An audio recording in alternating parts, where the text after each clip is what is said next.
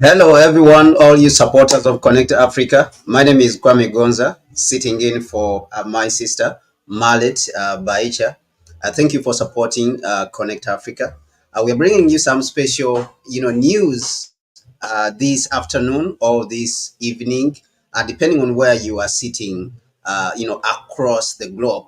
Did you know that the World Bank gave a loan to Ghana government, and the Ghana government rejected that loan? The Parliament of Ghana rejected the loan from this World Bank. What we are going to do today is we are going to look at that loan, importantly, why that loan was, rejected. And the other thing which we want to examine also is, have there been instances where loans across the African continent have been rejected for that matter? So sit with me as we navigate this through. So it happens that Ghana has been going through a lot of challenges, including, economic depressions within the country. For all of you who have been following the African continent, Ghana received a $3 billion loan from the International Monetary Fund. But it turns out that behind the International Monetary Fund's loan of 3 billion, of course, which has been given in partitions of $300 million over time, the World Bank also slipped in and gave some loan to the country. Let us look at that loan and what it was for, of course. Now, the article is which appeared in the GBC on the GBC platform, which is the Ghana Broadcasting Corporation, says that the minority in Parliament have voted to reject the World Bank $250 million loan facility for the Ghana Energy Sector Recovery Program. Now, what the World Bank claims, and of course the majority in Parliament also are claiming, is that this loan is going to be used to fund what they call the Ghana Energy Sector Recovery Program. And this program and the activities around it are the problem that the minority rejected. Okay, this is the reason why it was rejected, that the activities around this loan, including the fact that 90 million out of this money, which is $250 million, is going to consultancy activities. And because these loans come with a lot of conditions, then it means also that the World Bank is the one which is going to choose how to use this money. As we have seen yesterday, we were discussing, the issue of a loan which has been given to the Ethiopian government, which is around 3.4 billion dollars, and of course the World Bank also came and gave about 1.5 billion dollars. But unfortunately, these loans, when they come, it is the World Bank or the International Monetary Fund which gives the conditions upon which that money is supposed to be used, of course, which is very unfortunate in most of the cases. So we are seeing, let me make this screen a little bigger so that all of you can be able to see the reasons why the loan was rejected by the Ghanaian parliament. So the minority in parliament rejected it on grounds of the fact that they said that the money, majority of it, at the consideration of the agreement, the MP of Asawase, who's Mr. Muntaka Mbarak, raised many fundamental issues, including the fact that more than 30 million, $90 million of the aid money will be spent on consultancy alone, forcing the minority to oppose the deal, including using the their voices, on the parliamentary floor. And of course, the majority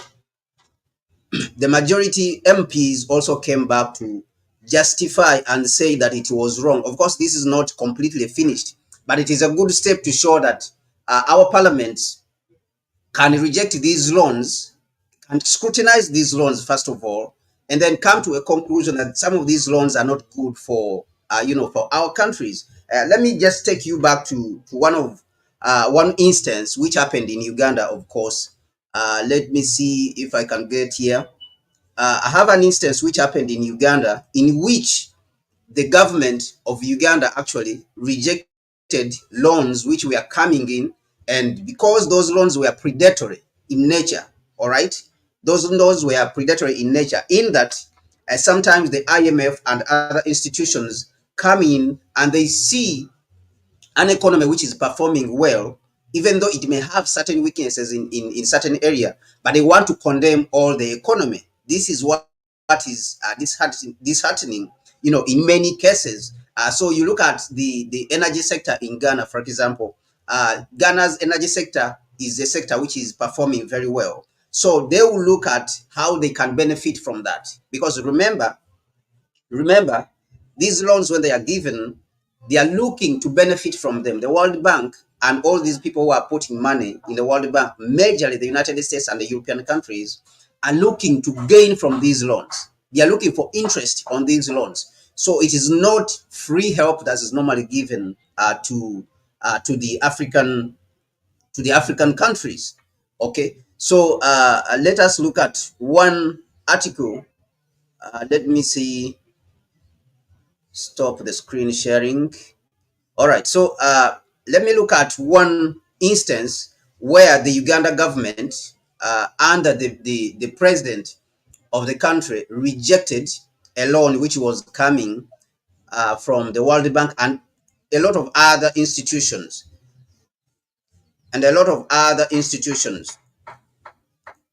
He rejected a couple of loans which were coming from the World Bank and a couple of other institutions. So let us look at it carefully here and see what he's saying. Now, on August, on the August of 2023, the Ugandan president wrote a letter to the general public. In that letter, he pointed out that neocolonial loans are not, helpful to the country. Okay, especially for our countries which are just growing. So he said that these loans, in many cases, they are not helping countries to grow. Many of the loans and aid packages, he said that they are either having no value, they are of no value in addition to, of no value addition to the country, or are even anti-growth altogether. What he's saying is this. You take an example, for example, the Minister of Agriculture and Animal Husbandry and Fisheries. The president discovered that the country had received $800 million, $800 million, and that money had been borrowed over a period of 10 years. But the ministry did not have even diagnostic labs, laboratories, okay? They did not have any research centers. They did not have, repair facilities and repair centers for repairing maybe tractors. They had not given even combined harvesters of tractors to, let me say, the farmers. Okay, so this, of course, shocked him. He realized that much of the money was spent on seminars.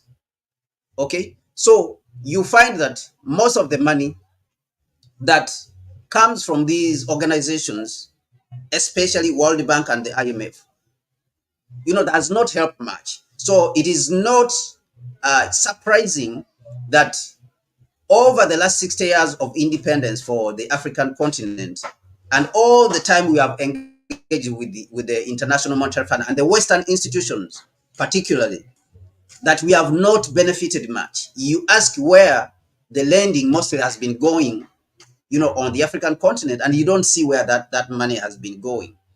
And on the other hand, we have the Chinese on the African continent who come, and with very little of their money, you can see that there's a lot of infrastructure, and those infrastructures which they build for us, or they help us to build. Of course, this should not be the first choice for us as a growing continent. We should build these infrastructures by ourselves. but because of the weaknesses, of course, within the African continent. But the Chinese, when they come, their loans, we find that we see something that has been done from the Chinese loans compared to the Western world, which has been here for over 70 years, on the African continent after independence. And of course, it has been here for more than 600 years. If you put it together, ever since they made contact with the African continent. So you see that their loans are not benefiting.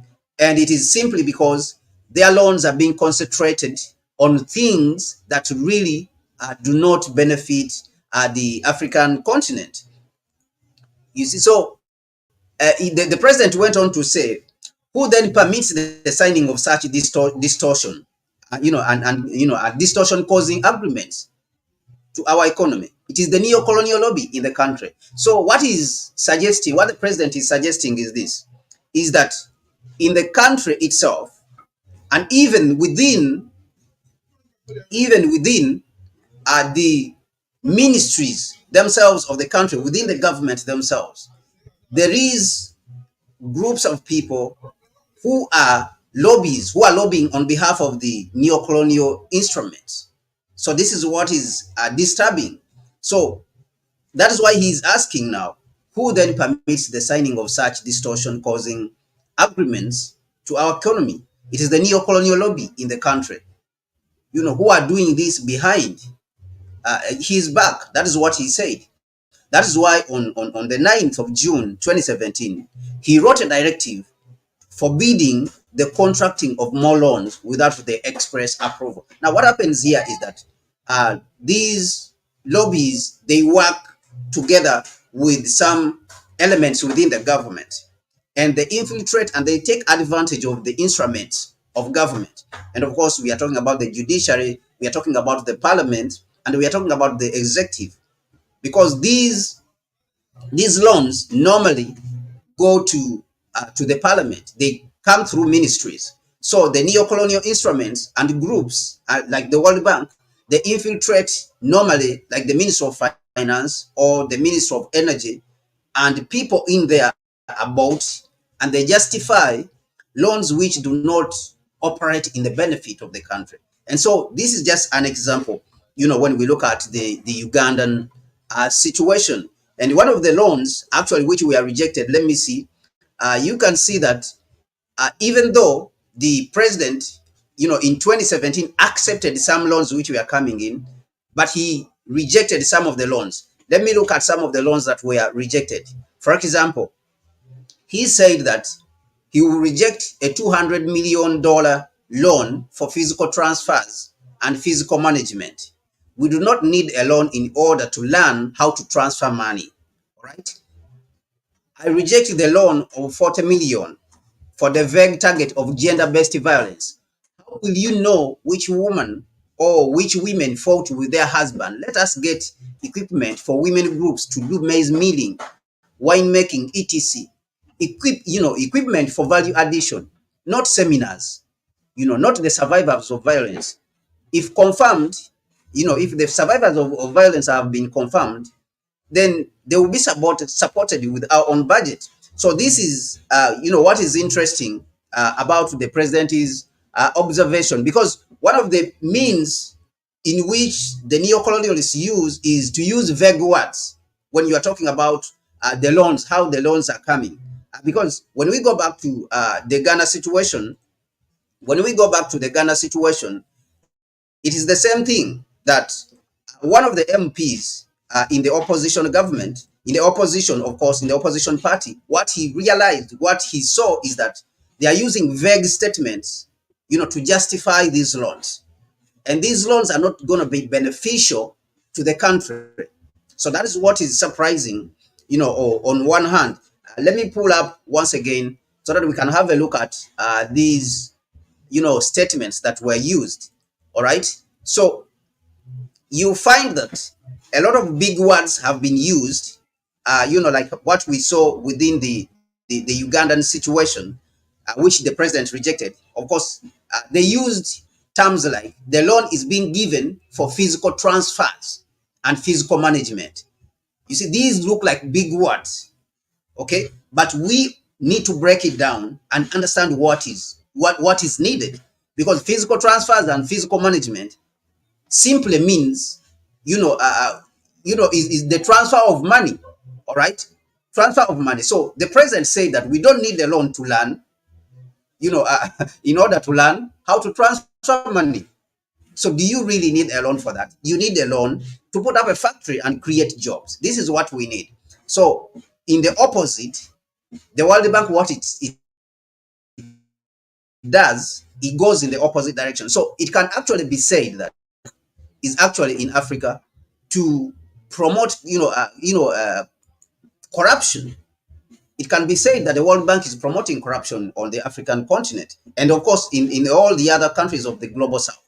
Let me make it right a little bigger here so that everyone can be able to see what is happening. So after the MPs rejected this so-called loan, the defender, one of the of the ministers, the deputy ministers who brought this bill to parliament, who brought this loan to parliament, that it should be justified, and therefore the World Bank should take this loan and give it to Ghana, and Ghana should accept it, came out to defend. Because remember, the ministers are there to support the government, they are there to defend the government. So the MPs who rejected this, they said that the apportionment of this particular loan does not make sense. The things which have been mentioned, the items to which these loans have been assigned, they do not make sense. They look like consultation activities. And as we saw, that 90% of this money, 90 million of this money, which is around 250, was going to these particular activities. Now, let us break down some of the things which he mentioned. What did he mention? In addition to that, a part of the 90 million, was for the enhancement of data management systems. All right? Enhancements of data management systems. Now, if you look at this is not something that you say this can be tracked with key performance indicators. All right. So if you say that you're going to enhance data management systems which are already existent, which are already in place, do you really need a loan from the International Monetary Fund or from the World Bank for the Ghana energy industry, which is, of course, they are talking about the energy generating, electricity generating company, which is a government institution. Of course, the existing government wanted in the past to sell it, but it failed because of the public outcry in the country. Now, the World Bank is using certain techniques to get into these particular institutions, and they are saying that they are coming to enhance data management systems.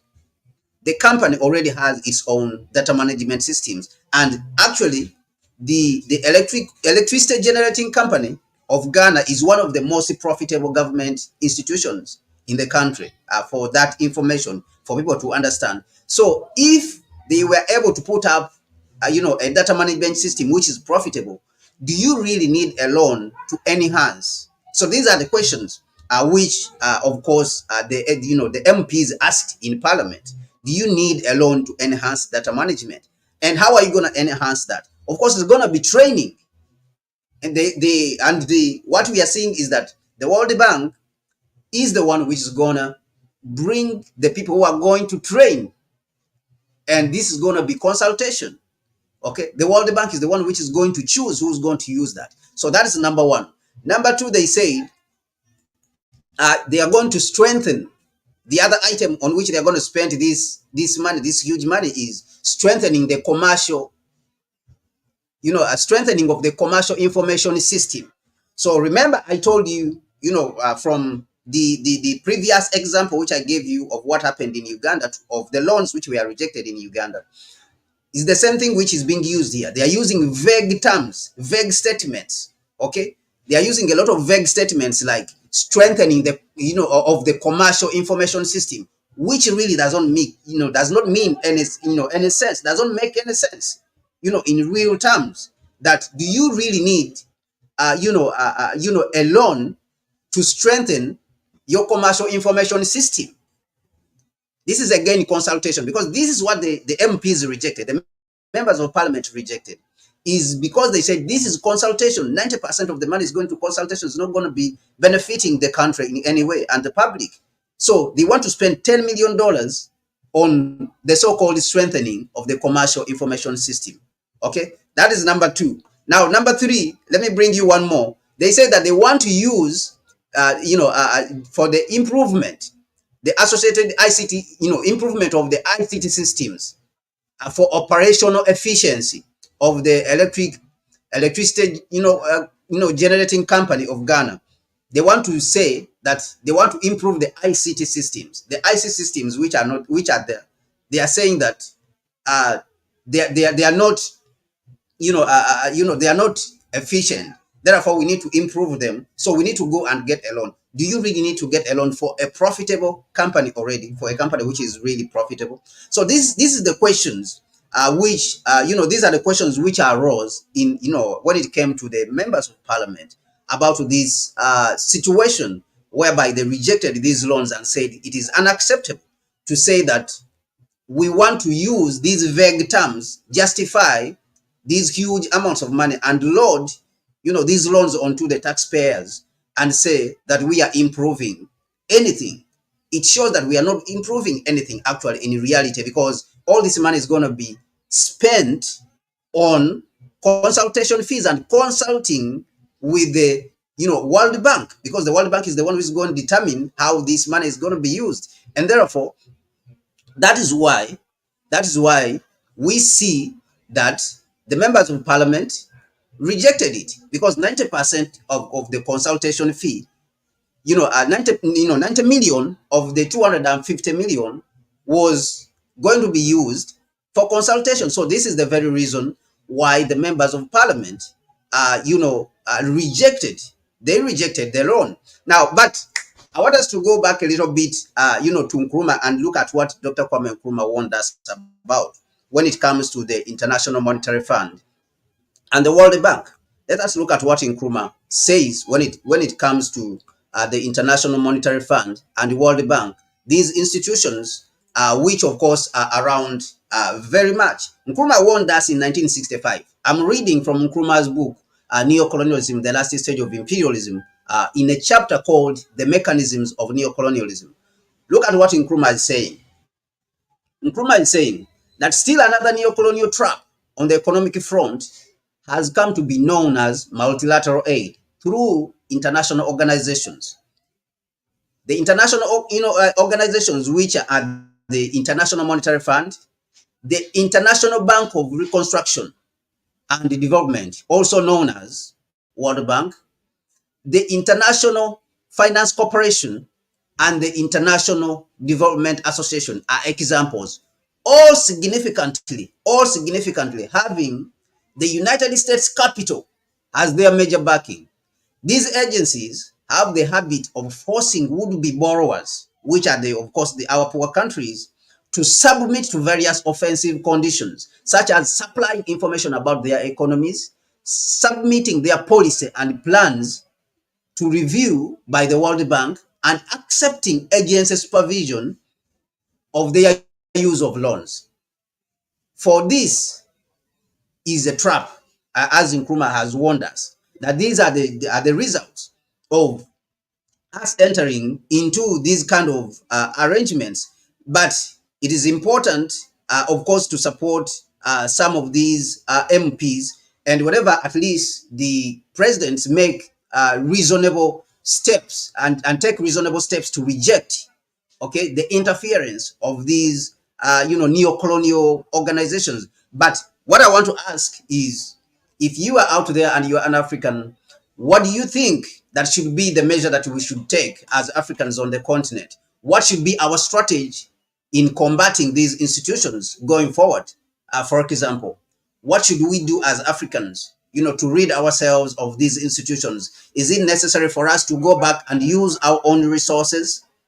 And how do we achieve this? Because already we have within our governments on the African continent members of parliament and politicians, and especially the ruling class, who are so accustomed to these loans that they don't want us to use our own resources to build ourselves. What do you think should be the strategy that we should use as Africans in order for us to overcome, this problem and this challenge of us being exploited by the World Bank and International Monetary Fund? So put your, suggestions in the comment section. My name is Kwame Gonza, and once again, I'm happy to be here. I'm glad and appreciate everyone who's been watching this segment of discussion about Ghana's rejection of the World Bank's loan, which is $250 million, because it is not clear what that loan is going to be used for the benefit of the country. Thank you so much. I hope to be here once again, and then we'll continue to dialogue. Put your comments in the comment section, put your suggestions in the comment section, and let us spark up a conversation on what we should do as a people, because honestly we have to do something within this generation. Thank you so much, and don't forget to subscribe and to like the video and share it with other people so that they can get this information. This is very important information that should go out there in the African people, so that they can understand, because all over the continent, the people are suffering under the operation of the World Bank and International Monetary Fund and the general Western world. As you have seen, the events that are happening in Kenya, the events that are happening in Nigeria, all these demonstrations are a rejection of these tactics that are being used by the International Monetary Fund and the West and the World Bank. So what do you think that should be our approach to overcoming the problems that are posed by the International Monetary Fund and neocolonial institutions? Put it in the comment section. Like the video and share it with others. Thank you so much for being part of this segment, and let me see you later.